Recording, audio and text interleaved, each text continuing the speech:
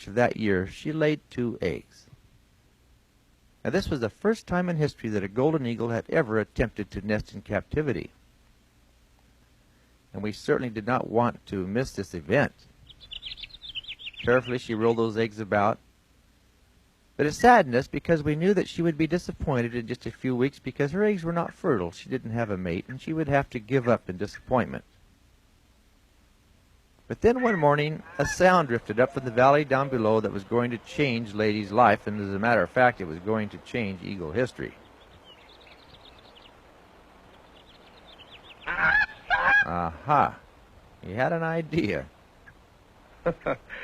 It just might work.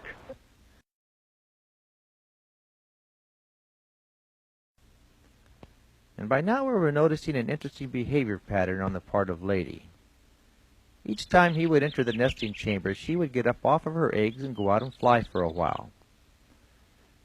Now this was our first indication that Lady had accepted my father as her mate, and she was allowing him to incubate the eggs while she went out for a rest.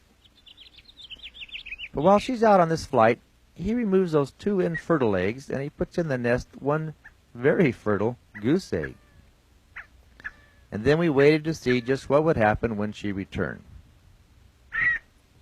Would she just crush that egg to smithereens? We hope not. We were very pleased to see that she was accepting this substitute, and she was giving it the same tender care that she'd been giving her own.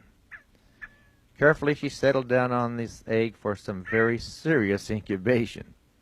While Lady incubated, she got special care. She had breakfast in bed every morning. Don't get fussy on me now. Atta girl. She was one pampered eagle.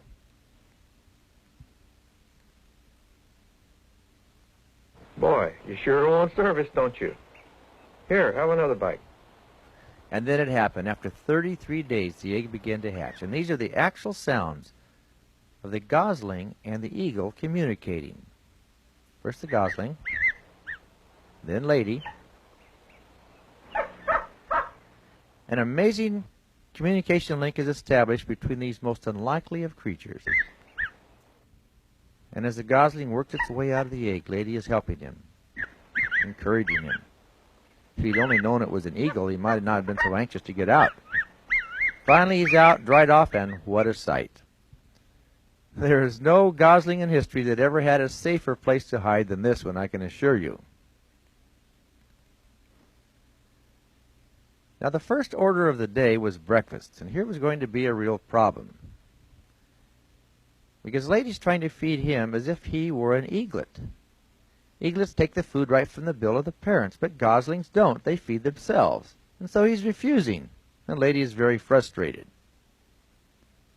But we substituted something for the gosling. He found the food here all right. This isn't exactly gosling food, but he was eager anyhow. We didn't know if we wanted him to eat a diet of eagle food, so we gave him a mixture of bread and milk. And for some strange reason, Lady is eating it also. She must have thought it was pretty good stuff, because long after the bowl was empty, she would follow him all over the nest, offering it to him again and again, as if to say, "Here, good for you." For the next year, Lady raised not 1 but 2 goslings. And there isn't anyone that would dare tell her to her face that these weren't the most beautiful children in the whole wide world. No one.